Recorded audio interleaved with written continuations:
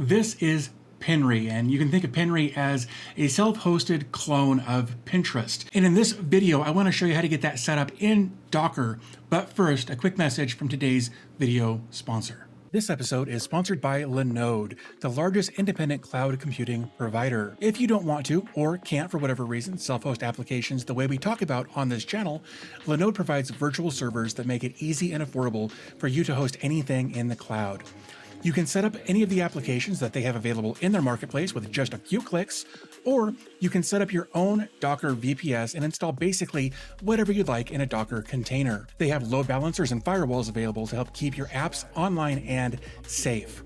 If you run into any trouble getting set up, Linode comes with amazing 24/7 customer support by phone or ticket, along with hundreds of guides and tutorials to help you get started. Sign up today at linode.com/dvtech and get a $100 60-day credit on your new Linode account. Links are in the description. So as per usual, I was browsing Reddit the other day and ran across a post for somebody looking for a Pinterest clone. And there were lots of options thrown around, and there was, some good and some bad, some ugly, and lots of people had different opinions about everything that was up there, as you would expect on the internet and Reddit specifically. And I did some research, and I tried out a couple of different clones like this that people had built. And really, I really do prefer Pinry over any of the other options that I tested. So in this video, like I mentioned earlier, I want to show you how to get Pinry set up, and it's actually really, really easy. So let's jump into that now. So here is Pinry's website, and of course they've got some demos here that we can take a look at. Let's just go ahead and click on one of those real quick and pop this open so we can kind of get a more in-depth experience compared to what I've already got. I've only been using it for a while, haven't really done much with it. I'm still kind of getting in the mindset of using a service like this, or a container, or whatever you want to call it like this. Here is something that they've put up. We can click on, let's look at this sync here. Of course, there's a photo there. If we scroll down, we can see where it's from, who pinned it. We can look at the source. If we click that, it'll bring us over here to this post over here on Twitter.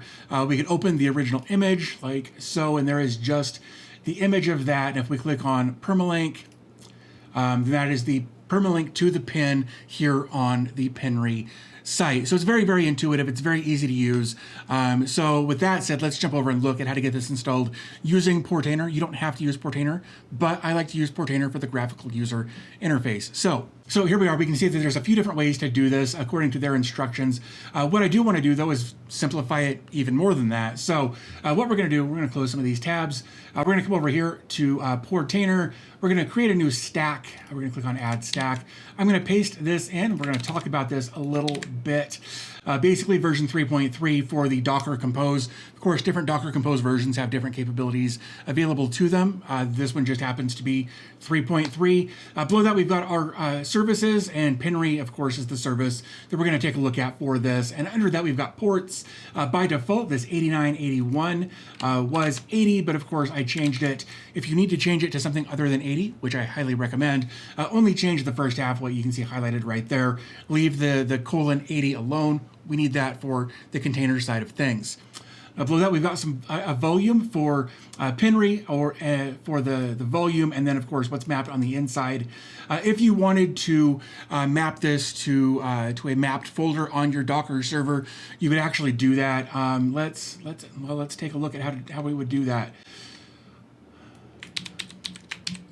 Let me change that to 489.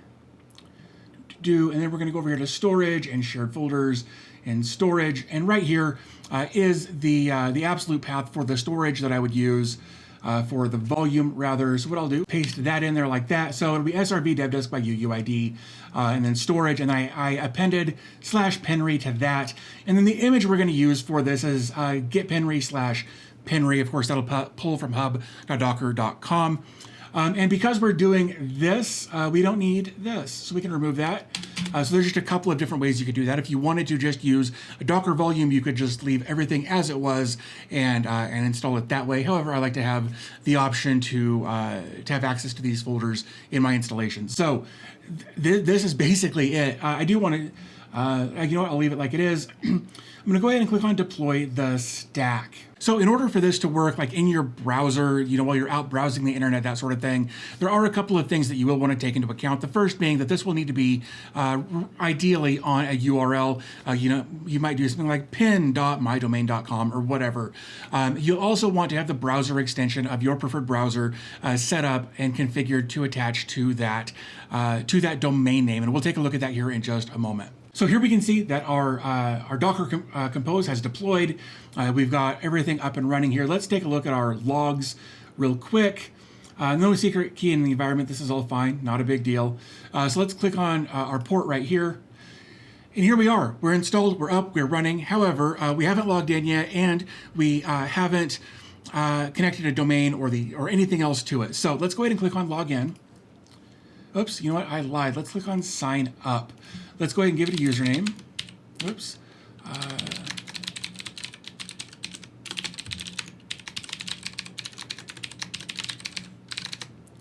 Like so, and we'll click register. So here we are, we're logged in, everything looks good. Our account was created, so that tells me that things are kind of working on the back end. So what we want to do next, in my opinion, is take a look at the optional browser extensions. They do have one for Chrome and one for Firefox. Apparently nothing else at this point, though. If we click that, we can see that I do already have this installed. So let's go ahead and close that. Now, the next thing, like I mentioned before, is that you'll need to have this online on a domain name in order to get the full functionality out of it. So in that case, you'll want to use a reverse proxy domain name, those sorts of things. I've got several videos on how to do that, so I will try to link those in the description so you can find the solution that fits you best. I like to use Nginx Proxy Manager, so I'm going to go ahead and set that up real quick, and then we'll come back once this is on a domain name.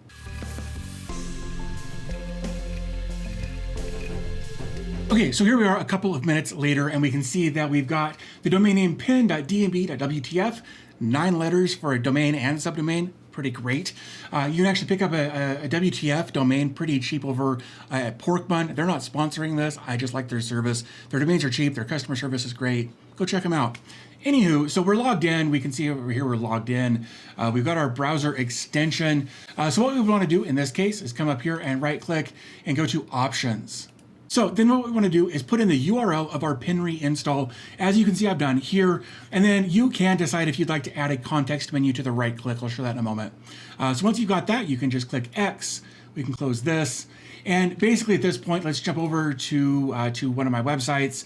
Let's pull open this Monica CRM here. And then I could come up here, click the Pinry icon, and then select the image there, and then it will store this on my Pinry instance. And you can, of course, adjust any of this as you need to. You can say, do I want it public or private? You can create a new board, a demo Pinry board, like so.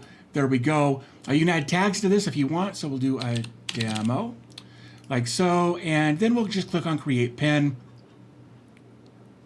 Give that just a second. And if we come back over to here and refresh, there is the pin that we just created of the Monica page on my DB Tech Reviews website. And that's how easy it is to get it set up. Again, like I said, you will need to have this on a domain in order to get the full functionality out of it. And of course, I will have links in the description on how to get Nginx Proxy Manager and Cloudflare set up for your setup so that you can use Docker services like this to their full capabilities. But that's basically it. That is how to self-host your own Pinry instance. Of course, that's a clone of Pinterest. Of course, if you're interested in more content like this, definitely get subscribed. If you want to support the channel, there are different ways you can do that in the description down below. Also, don't forget to check out today's video sponsor. And I think with all of that being said, I am going to go ahead and wrap this up. So as always, thanks for your time.